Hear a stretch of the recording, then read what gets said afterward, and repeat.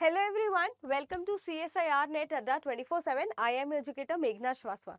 So guys last जो हमारी session थी उसमें हमने देखा था सेल साइकिल का इंट्रोडक्शन, सेल साइकिल रेगुलेशन का. आज हम उसके आगे की बात करेंगे. जो भी स्टूडेंट ने वो क्लास नहीं देखी है वो जा करके सबसे पहले देख लीजिए. एंड मैं आपको बताऊं, ये जो हमारा चैनल है CSIR नेट अड्डा 24/7, ये अड्डा 24/7 का डेडिकेटेड चैनल है for the CSIR net JRF aspirant.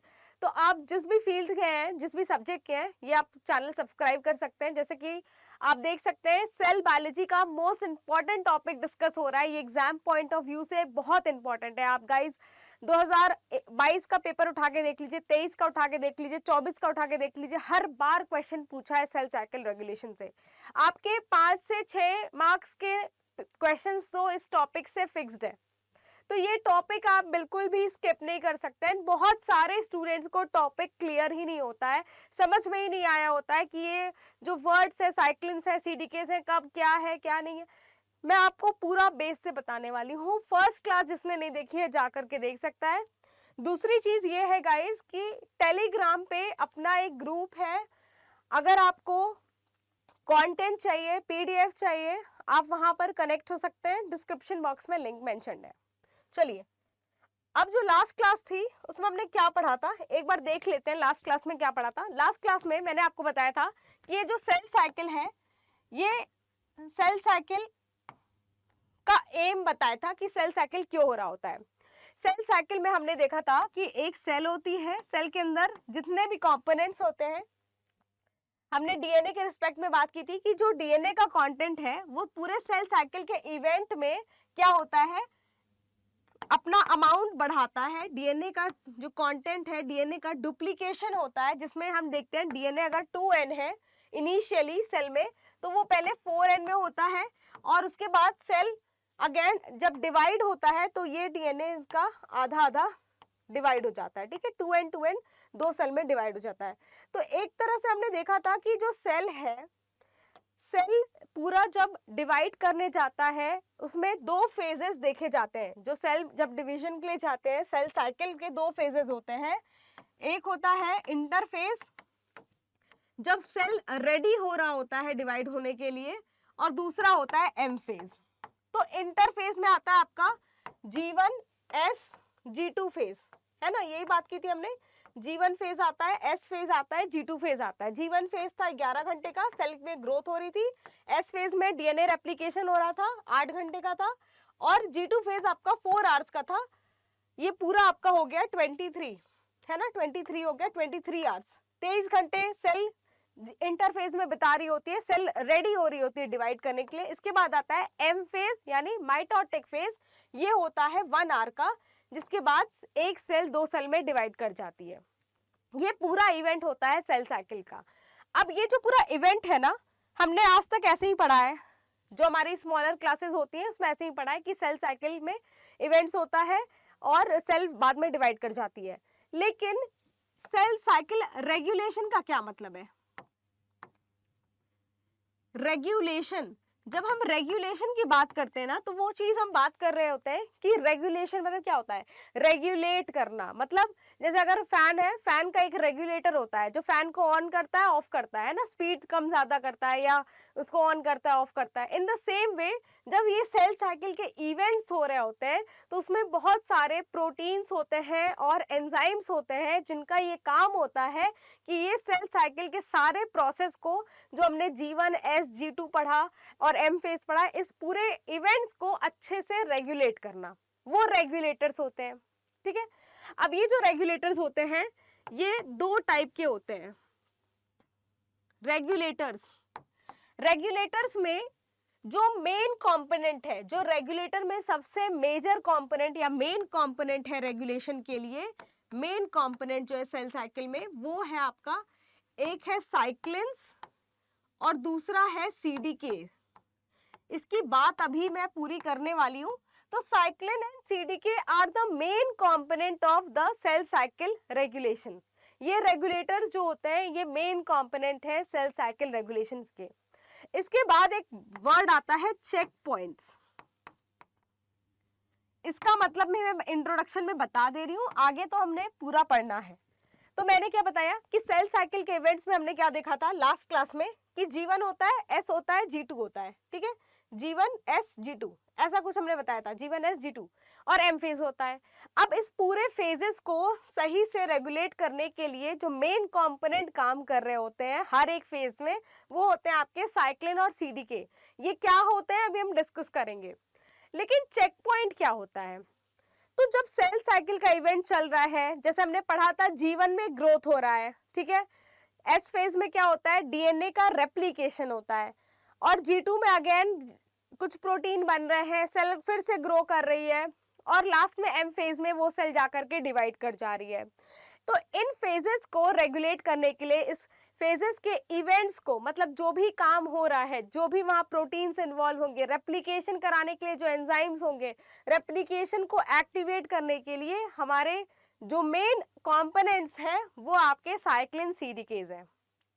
लेकिन मान लेते हैं, अब ये बात कौन इंश्योर करेगा कि सेल जो डिवाइड कर रहा है वो सेल किसमें किसी भी तरह का डैमेज नहीं है या वो किसी भी तरह का फॉल्टी सेल नहीं है, ये बात इंश्योर करते हैं हमारे चेक पॉइंट्स। चेक पॉइंट्स का काम होता है ये देखना, एक तरीके से ये चीज देखना कि सेल सही से डिवाइड करे, सेल के सारे DNA जो है वो इंटैक्ट रहे, किसी तरह का डैमेज ना रहे, जो भी फेजेस हैं वो सही तरीके से हो, ये काम होता है चेक पॉइंट का। अगर कोई भी किसी भी तरह का डैमेज होता है तो चेक पॉइंट का काम होता है कि अगेन उस डैमेज को रिपेयर करवाने के लिए प्रोटीन्स वगैरह एक्टिवेट करना और डैमेज को रिपेयर करवाना। लेट्स से अगर नहीं रिपेयर हुआ तो उस सेल को क्या कर देना, डेथ के लिए भेज देना, है ना। फॉल्टी सेल को डिवाइड करके बढ़ा नहीं सकते हैं ना, किसी तरह का डिजीज हो सकता है, कैंसर हो सकता है। तो ये आपका मेन सेल साइकिल रेगुलेशन में आपको पढ़ना है। एक तो आपको रेगुलेटर्स के बारे में पढ़ना है, दूसरा चेक पॉइंट्स के बारे में पढ़ना है। आज की क्लास में कुछ क्वेश्चंस के साथ डील करेंगे। आई होप आपको क्लियर हो रहा है हम पढ़ क्या रहे हैं। अब क्या क्या क्वेश्चंस के साथ आज की क्लास में डील करेंगे। सबसे पहले what is cyclin and CDK, cyclin CDK है क्या। दूसरा है टाइप्स ऑफ साइक्लिन CDKs, कितने टाइप के होते हैं। Outline function of cyclin CDK, वैसे तो मैं काफी डिटेल में बताने वाली हूँ साइक्लिन CDKs के फंक्शन को, लेकिन एक आउटलाइन फंक्शन देखेंगे कि हर एक साइक्लिन हर एक CDK करता क्या है। Activation of cyclin CDK complex, अब ये साइक्लिन CDK कॉम्प्लेक्स का एक्टिवेशन कैसे होता है और इनएक्टिवेशन कैसे होता है, इन कुछ क्वेश्चंस के साथ आज की क्लास में डील करते हैं। सबसे पहले शुरू करूंगी मैं, what is cyclin and CDKs। चलिए, सबसे पहले जो साइक्लिन्स होते हैं, साइक्लिन्स नाम से ही लग रहा होगा कुछ इसमें साइकिल जैसा आ रहा है, साइकिल जैसा आ रहा है ना, सुनने में आ रहा है साइक्लिन्स। साइक्लिन्स क्या है, these are the proteins, proteins है साइक्लिन्स, प्रोटीन्स है। और कैसे प्रोटीन्स है, रेगुलेटरी प्रोटीन है जो कि रेगुलेशन कराएंगे, रेगुलेटरी प्रोटीन है, रेगुलेटरी प्रोटीन है। अब जो साइक्लिन है नाम से लग रहा है साइकिल जैसा, तो ये एक साइक्लिकल चेंज के थ्रू हर बार जाते हैं, एक सिंथेसिस और डिग्रेडेशन शो करते हैं, मतलब ये बनते हैं, सिंथेसाइज करते हैं, और जब इनका काम हो जाता है सिंथेसिस और डिग्रेडेशन, ये दो इनका साइकिल के फॉर्मेट में चलता है, मतलब बनेंगे फिर टूटेंगे, फिर जब इनका काम होगा तब बनेंगे फिर टूटेंगे, ठीक है। तो हर एक सेल साइकिल में ये बनते हैं फिर टूट जाते हैं जब इनका काम खत्म हो जाता है। तो साइक्लिन का काम क्या होता है, they undergo the cycle of synthesis and degradation या ब्रेकडाउन। डिग्रेडेशन मतलब ब्रेकडाउन। तो प्रोटीन बनता कैसे आपको पता है, अमाइनो एसिड्स जुड़ते जाते हैं और प्रोटीन बनता है, अमाइनो एसिड से बनता है, तो सिंथेसाइज कर सकता है, प्रोटीन सिंथेसिस होती है। और डिग्रेडेशन भी होता है प्रोटीन का, प्रोटीन को तोड़ भी दिया जाता है अमाइनो एसिड्स में। तो साइक्लिन्स क्या है, cyclins are the proteins, these are the regulatory proteins that undergo the cycle of synthesis and degradation. अब ये कैसे होते हैं, क्या होते हैं, अभी और बातें करेंगे। तो साइक्लिन्स के बारे में आपको अभी के लिए इतना। आगे चलते हैं CDKs। What are CDKs, cyclin dependent kinase. अभी जस्ट हमने देखा था कि जो साइक्लिन थे वो रेगुलेटरी प्रोटीन थे, किसके लिए रेगुलेटरी प्रोटीन थे, CDK के लिए रेगुलेटरी प्रोटीन थे। These are the cyclin dependent kinase, अब काइनेज क्या होते हैं? काइनेज कहीं भी, ये तो साइक्लिन डिपेंडेंट काइनेज है, कहीं भी काइनेज एंजाइम होते हैं। थोड़ा सा बता दे रही हूं मैं, काइनेज क्या होते हैं? एंजाइम होते हैं। और ये कैसे एंजाइम है? ये फॉस्फोरिलेशन करते हैं। ये क्या करते हैं? फॉस्फोरिलेशन। फॉस्फोरिलेशन का क्या मतलब होता है? फॉस्फेट का एडिशन, फॉस्फेट को ऐड करते हैं किसी अमाइनो एसिड ग्रुप पे, फॉस्फेट को ऐड करते हैं, फॉस्फेट एडिशन करते हैं। अच्छा, जब ये फॉस्फेट को ऐड करते हैं किसी प्रोटीन के अमाइनो एसिड पे, तो वो प्रोटीन एक्टिव भी हो सकता है, इनएक्टिव भी हो सकता है। मतलब वो चीज एक्टिव भी हो सकती है, इनएक्टिव भी हो सकती है, डिपेंडिंग कि काइनेज का नेचर कैसा है, एक्टिवेटिंग काइनेज है या इनएक्टिवेटिंग काइनेज है। लेकिन तो काइनेज ओवरऑल की बात मैं बता रही हूँ, सीडीके की बात नहीं हो रही है। ये ओवरऑल कहीं भी काइनेज कैसे होते हैं? एंजाइम्स हैं, फॉस्फोरिलेशन करते हैं, फॉस्फेट का एडिशन मतलब, और ये दो तरीके के हो सकते हैं, activating kinase, inactivating kinase. Activating kinase अगर फॉस्फोरिलेशन कर रहा है, प्रोटीन पे फॉस्फेट ऐड कर रहा है, लेट्स से ये प्रोटीन है और यहाँ पर कोई अमाइनो एसिड है, इसके ऊपर फॉस्फोरिलेशन कर दिया, ठीक है, फॉस्फोरिलेशन कर दिया, तो आफ्टर फॉस्फोरिलेशन ये प्रोटीन हो सकता है कि एक्टिव हो जाए या इनएक्टिव हो जाए, डिपेंडिंग कि काइनेज कैसा था। चलिए वापस आते हैं अपने टॉपिक पर, ये थोड़ा सा मैं रिमूव कर रही हूं फॉर नाउ। तो सीडीके क्या होते हैं? सेल साइकिल रेगुलेशन में जो सेंट्रल कंपोनेंट है सीडीके, वो क्या होते हैं? CDKs are the cyclin dependent kinases. These are the cyclin dependent kinase. मतलब साइक्लिन डिपेंडेंट काइनेज, साइक्लिन जब इनके साथ बाइंड करता है तब ये एक्टिव होते हैं, साइक्लिन जब नहीं होता है तब ये इनएक्टिव होते हैं। मान लेते हैं ये आपका सीडीके है, ठीक है, सीडीके है। अब सीडीके के साथ जब साइक्लिन ऐसे बाइंड करता है, साइक्लिन जब बाइंड करता है तो सीडीके एक्टिव होते हैं, और जब साइक्लिन नहीं बाइंड होता है तब ये इनएक्टिव होते हैं। अभी ये एक्टिव है, मान लेते हैं जब साइक्लिन नहीं बाइंड है तब ये इनएक्टिव है, साइक्लिन जब नहीं बाइंड है तब ये क्या होते हैं? इनएक्टिव होते हैं। अभी ये क्या है? इनएक्टिव है, ठीक है। तो ये साइक्लिन डिपेंडेंट काइनेज है, साइक्लिन पे डिपेंड कर रहे हैं फॉर देयर इनएक्टिवेशन या एक्टिवेशन। अब जो सीडीकेज है, ये मैंने कहा साइक्लिन डिपेंडेंट काइनेज है, तो ये ऑन होते हैं और ऑफ होते हैं, मतलब एक्टिव होते हैं या फिर इनएक्टिव होते हैं, ठीक है। ये एंजाइम है, ये डिग्रेड या सिंथेसाइज नहीं करते हैं, ये ऑन ऑफ होते हैं, इनसे इनका काम बन जाता है। तो हमारे एक क्वेश्चन का आंसर यहाँ पर हो गया है कि साइक्लिन्स क्या होते हैं, सीडीकेस क्या होते हैं। तो साइक्लिन्स क्या होते हैं guys? Cyclins are the regulatory protein जो सिंथेसिस करेगा, डिग्रेडेशन करेगा, और ये एक साइकिल के फॉर्मेट में करेगा। मतलब हर सेल साइकिल में ये सिंथेसाइज करते हैं और जैसे ही सेल साइकिल कंप्लीट होता है ये डिग्रेड करते हैं।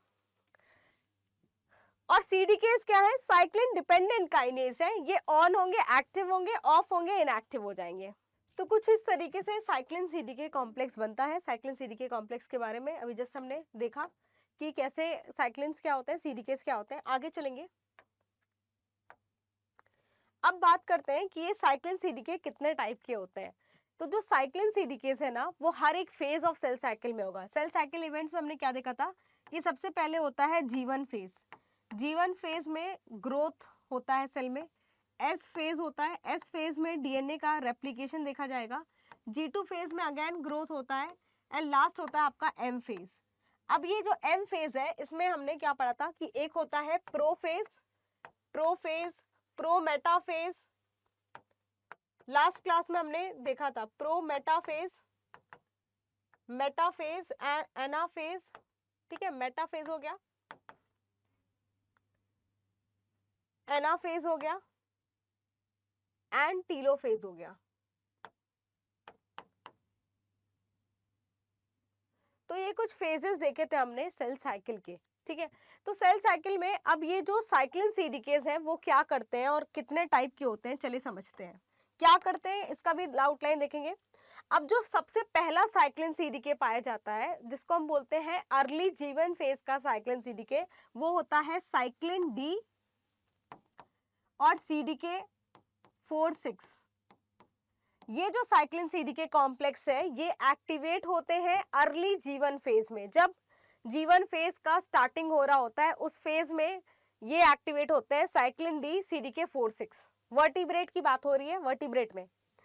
इसके बाद जब थोड़ा सा लेट जीवन होता है और अर्ली एस फेज होता है, लेट जीवन अर्ली एस फेज, और सेल साइकिल की एंट्री हो रही होती है, मतलब सेल जो इस फेज से आगे बढ़ता है वो कमिट कर रहा होता है, वो जा रहा होता है सेल साइकिल की तरफ। ठीक है, माना जाता है कि अब सेल जो है सेल साइकिल शुरू हो गई है, सेल डिवाइड करने के रास्ते पे निकल पड़ा है। तो वो फेज में जो लेट जीवन और early S phase, late G one phase में एंड अर्ली एस फेज में, अर्ली एस फेज में जो साइक्लिन CDK देखा जाता है वो होता है आपका साइक्लिन E, और इसके साथ कॉम्प्लेक्स फॉर्म करते हैं CDK2, CDK2।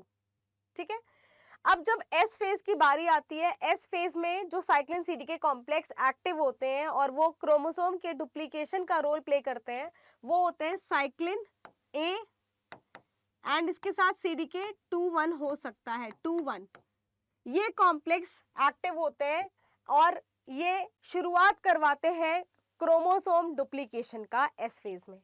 इसके बाद जब सेल साइकिल आगे बढ़ता है और G2 फेज स्टार्ट होता है, G2 फेज से जब सेल M फेज की तरफ बढ़ रहा होता है, M फेज में हम देखते हैं प्रो फेज में, जो प्रो फेज में सेल स्टार्ट होता है डिवाइड करने के लिए, सारी चीज़ें होती हैं, इवेंट्स होते हैं। मेटा फेज में पूरा क्रोमोसोम आकर के अटैच हो जाता है स्पिंडल फाइबर से। ठीक है, फिर आपका एना फेज में जो सिस्टर क्रोमैटिड्स हैं वो अलग अलग पोल पे जो है सेग्रीगेट करके मूव करना शुरू करती हैं, और टीलो फेज में धीरे धीरे हम देखते हैं कि दोनों एंड पे पोल्स पे जो स्पिंडल है वो सब गायब हो गए हैं और सारे ऑर्गेनल्स वगैरह बनना शुरू हो गए।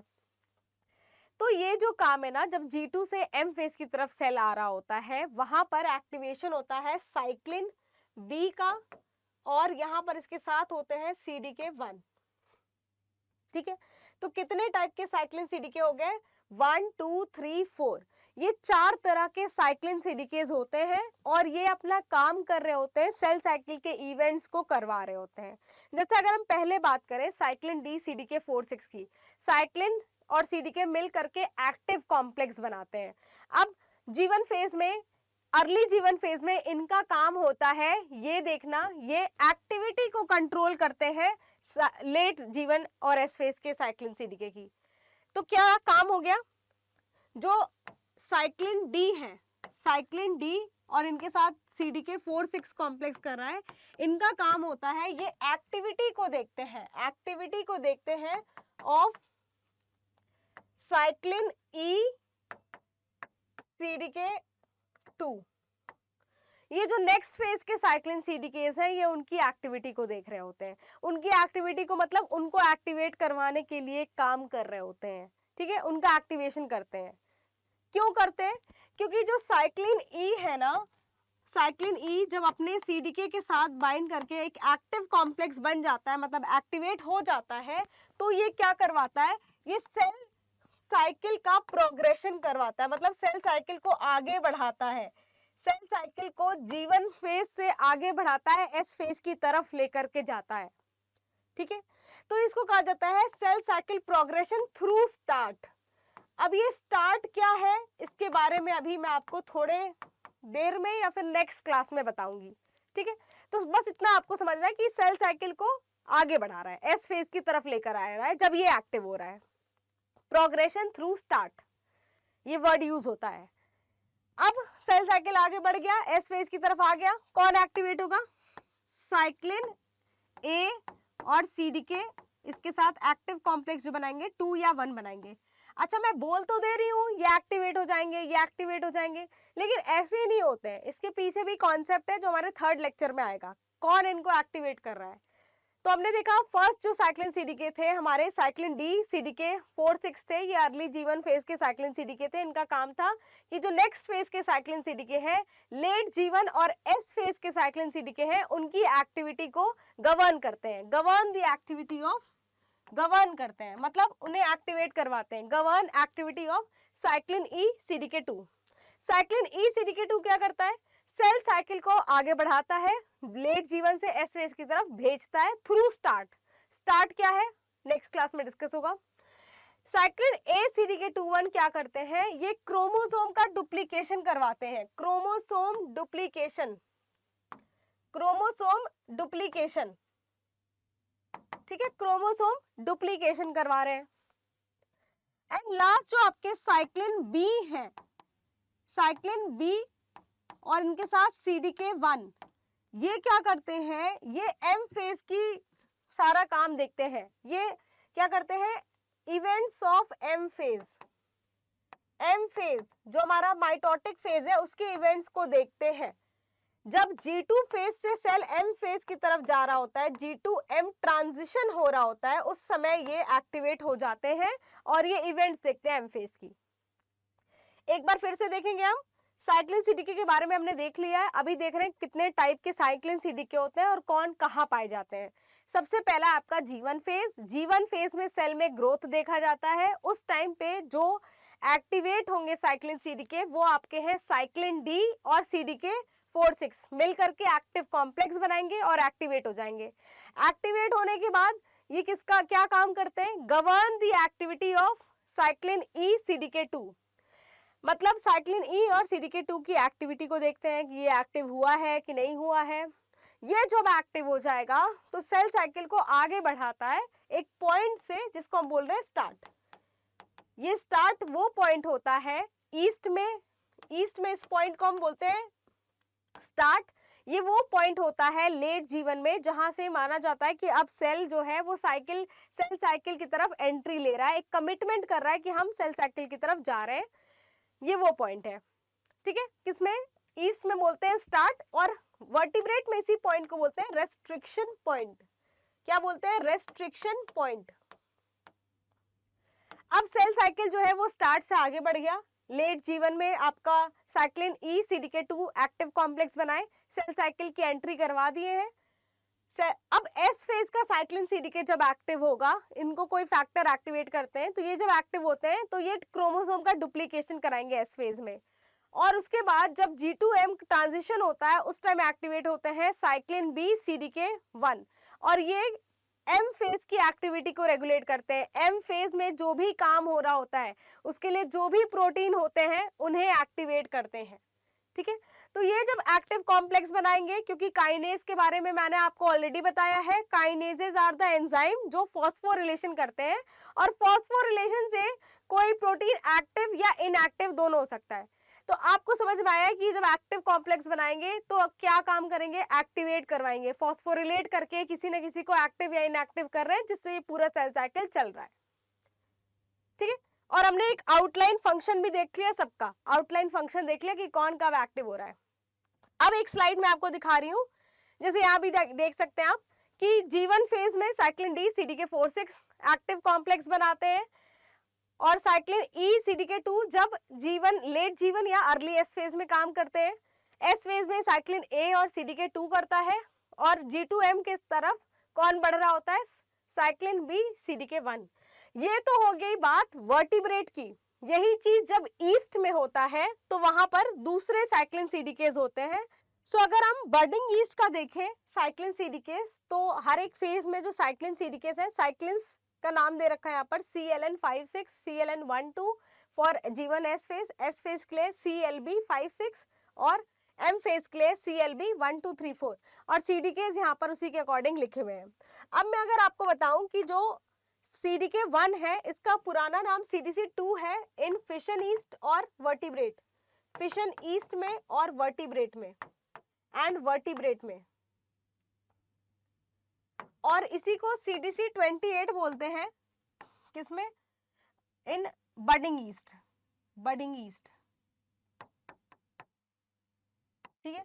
तो गाइज ये सारे जो डेटास हैं ये आपको काफ़ी अच्छे से पता होने चाहिए, जो भी यहाँ चीज़ें लिखी हुई हैं वर्टिब्रेट से रिलेटेड, बडिंग ईस्ट और फिशन ईस्ट। जैसे बडिंग ईस्ट का यहाँ पर साइक्लिन CDK सारा मेंशन्ड है, तो ये सारी चीज़ें आपको याद होनी चाहिए, इसको बहुत अच्छे से लर्न कर सकते हैं आप। चलिए आगे चलते हैं। अब यहाँ पर हमने पढ़ लिया है साइक्लिन CDKs के बारे में, हमने सारे कॉन्सेप्ट देख लिए, साइक्लिन्स क्या होते हैं, CDKs क्या होते हैं। अब देखते हैं इनका एक नया point which is cyclin CDK activation, cyclin CDK activation, चलिए समझते हैं।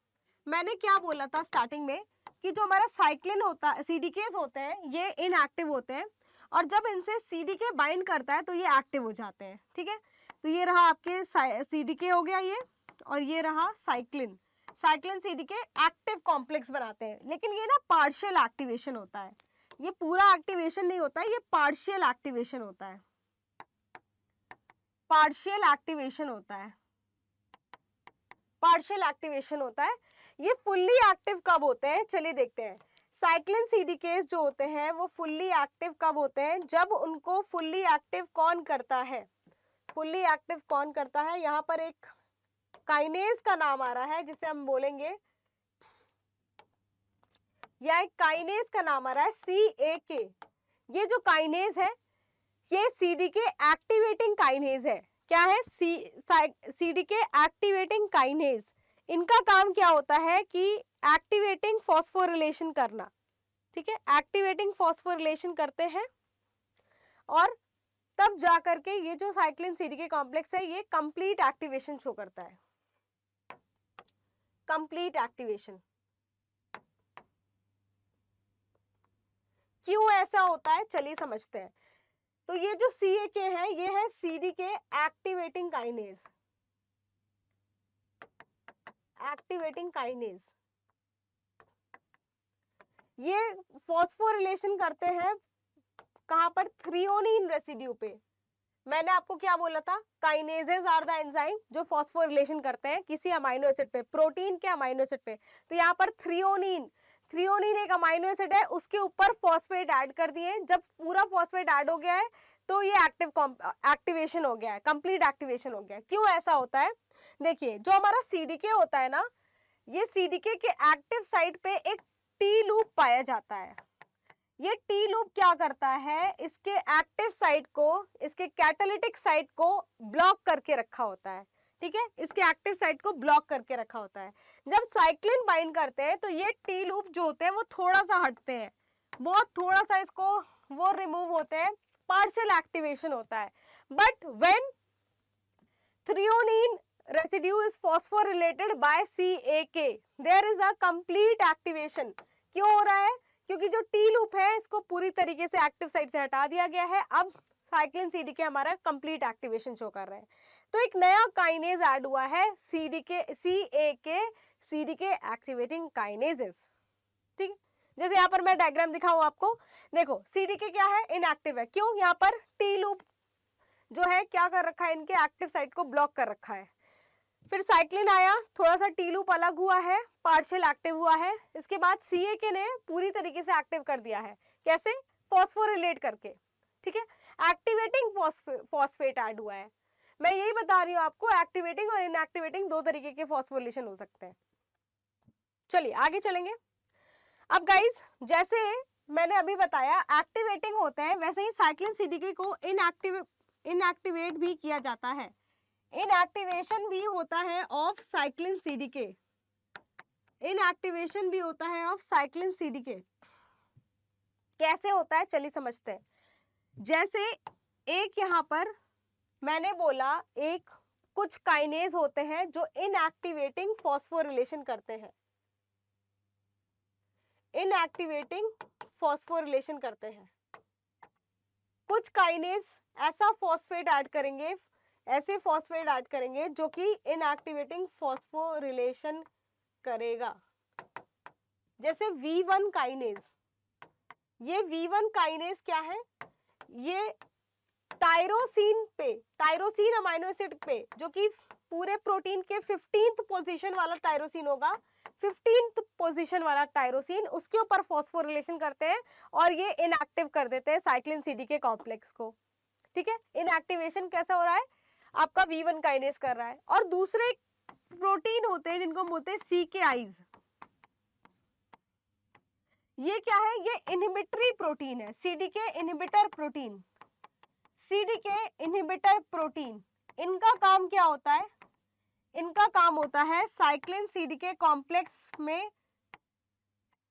ये बाइंड करते हैं, एक्टिव साइट को ब्लॉक कर देते हैं और इनएक्टिव कॉम्प्लेक्स में इसे कन्वर्ट कर देते हैं, ये हो जाता है इनएक्टिव। साइक्लिन सीडीके जो एक्टिव था उसे इनएक्टिव कॉम्प्लेक्स में कन्वर्ट कर देते हैं इनहिबिटर प्रोटीन्स। तो दो तरीके से इनएक्टिवेशन हो सकता है, एक तो काइनेज जो इनएक्टिवेटिंग फॉस्फोरिलेशन करेंगे जैसे V1 काइनेज, और एक हो गया आपके CKI जो कि है सीडीके इनहिबिटर प्रोटीन। इनका काम क्या है कि साइक्लिन सीडीके कॉम्प्लेक्स को ब्लॉक कर देते हैं। जैसे आपको पता है इनहिबिटर्स का क्या काम होता है, एंजाइम में एलोस्टेरिक या फिर एक्टिव साइट पे जा करके ब्लॉक कर देते हैं पूरे कॉम्प्लेक्स को, है ना। तो इसी तरीके से जो आपका CKI है वो एलोस्टेरिक साइट पे जा करके बाइंड कर देगा और साइक्लिन सीडीके कॉम्प्लेक्स को इनएक्टिव कर देगा। जैसे यहाँ पर देखो CDC जो V1 काइनेज था इसने फॉस्फोरिलेशन किया है कौन सा, इनहिबिटरी फॉस्फेट, जिससे ये इनएक्टिव हो गया है, ठीक है। और इनके काम को रिवर्स करने के लिए फॉस्फेटेज होते हैं, ये हम बाद में पढ़ेंगे। अगेन यहाँ पर इनहिबिटर, एक यहाँ पर इनहिबिटर है जिसने साइक्लिन सीडीके कॉम्प्लेक्स को इनएक्टिव कर दिया है, ठीक है। तो ये इनहिबिटर्स जो होते हैं इनके कई सारे एग्जांपल्स आप पढ़ेंगे। एक एग्जांपल यहाँ पर मैं P27 लिख दे रही हूँ। P27 एक CKI है जिसका काम है साइक्लिन सीडीके कॉम्प्लेक्स को इनहिबिट कर देना, और V1 काइनेज एक दूसरा एग्जांपल है जो कि इनएक्टिवेटिंग फॉस्फोरिलेशन करता है। चलिए, सो गाइज यहाँ पर हमने साइक्लिन सीडीके कॉम्प्लेक्स क्या होते हैं, कितने टाइप के होते हैं, आउटलाइन जो फंक्शंस थे, प्लस एक्टिवेशन कैसे होता है, इनएक्टिवेशन कैसे होता है, ये कॉम्प्लेक्स से रिलेटेड बातें हो चुकी हैं। नेक्स्ट क्लास में हम बहुत सारी और बातें करने वाले हैं। अगर जिसने भी सब्सक्राइब नहीं किया है सब्सक्राइब कर लीजिए गाइज, बिकॉज बहुत सारे कॉन्सेप्ट्स आपके क्लियर होने वाले हैं, ठीक है। तो चलो एक कुछ क्वेश्चन कर लेते हैं। फर्स्ट क्वेश्चन यहाँ पर है, चलिए रीड करते हैं क्या लिखा है। Which one of the following statement about M phase cycling is correct? M phase cycling के लिए क्या सही है क्या गलत है? ओके, ये क्वेश्चन मैं बाद में आपको बताऊंगी, इसलिए क्योंकि अभी आपको M phase cycling का मैंने फंक्शन एग्जैक्टली नहीं समझाया है, इसीलिए ये क्वेश्चन बाद में करेंगे। दूसरे पे चलते हैं, ये दूसरा क्वेश्चन आराम से हो जाएगा। मैच द कॉलम का क्वेश्चन है, यहाँ पर फंक्शंस लिखे हैं और यहाँ पर cyclin cell cycle regulatory proteins लिखे हैं, आपको मैच करना है। अभी हमने CAK के बारे में देखा था, CAK क्या करता है, एक्टिवेट करता है, ठीक है, CDK को एक्टिवेट करता है बाय फॉस्फोरिलेशन, एक्टिवेटिंग फॉस्फेट लगा करके एक्टिवेट करता है। तो फोर्थ एकदम करेक्ट है, फर्स्ट का फोर्थ क्या लिखा है, phosphorylate and activating site in CDKs, बिल्कुल सही है। V1 काइनेज अभी हमने देखा था इनएक्टिवेटिंग काइनेज, इनएक्टिवेटिंग फॉस्फोरिलेशन करता है V1, तो करेक्ट क्या होगा, थर्ड हो जाएगा। Phosphorylate inhibitory site in CDKs primarily involved in suppressing CDK1 activity before mitosis. तो पूरा अच्छे से इन्होंने लिखा है, इसके बारे में एक कॉन्सेप्ट है मैं और बताऊंगी, जिससे कि ये जो नेक्स्ट लाइन थी वो भी आपका जस्टिफाइड होगा। P27 मैंने बताया इनहिबिटरी प्रोटीन है, ठीक है, इनहिबिटरी प्रोटीन है, कब इनहिबिट करता है, और P21, ठीक है। तो P27 का फर्स्ट होगा, ये G1 SCDK को सप्रेस करता है और SCDK के एक्टिवेशन को सप्रेस करता है G1 में। अगेन P21 ये भी एक तरीके का CKI है। तो गाइज अभी क्वेश्चंस जो और भी कुछ कॉन्सेप्ट हैं जो मुझे बताने हैं, जिसके बाद जो एक एक लाइन है वो आपको समझ में आएगी कि हाँ ये इसके लिए, हाँ ये इसके लिए। करेक्ट ऑप्शन फिलहाल आप देख लो 1 है। नाउ ये क्वेश्चन अगेन इजी है जो अभी हमने डिस्कस किया, progression across G1 S boundary followed by entry into S phase is promoted by the activation of which of the following complex. मैंने बताया था कि अर्ली G1 फेज में साइक्लिन D CDK4/6 कॉम्प्लेक्स क्या करते हैं, गवर्न करते हैं एक्टिविटी ऑफ किसको, साइक्लिन E और CDK2 की, ठीक है, इनकी एक्टिविटी रेगुलेट करते हैं। और ये क्या करते हैं, ये सेल साइकिल को आगे बढ़ाते हैं, है ना, प्रोग्रेशन थ्रू स्टार्ट। तो करेक्ट ऑप्शन क्या होगा, लिखा है कि प्रोग्रेशन G1 S बाउंड्री से, मतलब G1 और S की बाउंड्री से सेल साइकिल को प्रोग्रेस कराना और XS फेज में एंट्री कराना किसके एक्टिवेशन के बाद होता है, तो इसके एक्टिवेशन साइक्लिन E CDK2 के एक्टिवेशन के बाद होता है। तो करेक्ट ऑप्शन आपका सेकंड है। आई होप गाइज आपको समझ में आ रहा है जो भी कॉन्सेप्ट मैं आपको बताना चाह रही हूँ। ओके गाइस, तो नेक्स्ट क्लास में हम क्या करने वाले हैं? नेक्स्ट क्लास में मैं आपको बताऊंगी चेक पॉइंट्स के बारे में, एंड आपको बताऊंगी कि जो साइक्लिन्स है, मैंने कहा साइक्लिन्स को डिग्रेड किया जा सकता है, तो डिग्रेड कैसे किया जा सकता है, वो हर बार डिग्रेड कैसे होता है, ये हम देखेंगे। बहुत अच्छे से एक कॉन्सेप्ट क्लियर करेंगे। एंड ये क्लासेस आपके लिए बहुत इंपॉर्टेंट है। जिसने भी सब्सक्राइब नहीं किया है, सब्सक्राइब कीजिए चैनल CSIR नेट अड्डा 24/7, ठीक है, सब्सक्राइब कीजिए और बेल आइकन को नोटिफिकेशन ऑन कीजिए, नोटिफिकेशन ऑन कीजिए। हर तरह की नोटिफिकेशन मिलेगी आपको, सारी इंफॉर्मेशन मिलेगी। मिलते हैं नेक्स्ट क्लास में। Thank you so much.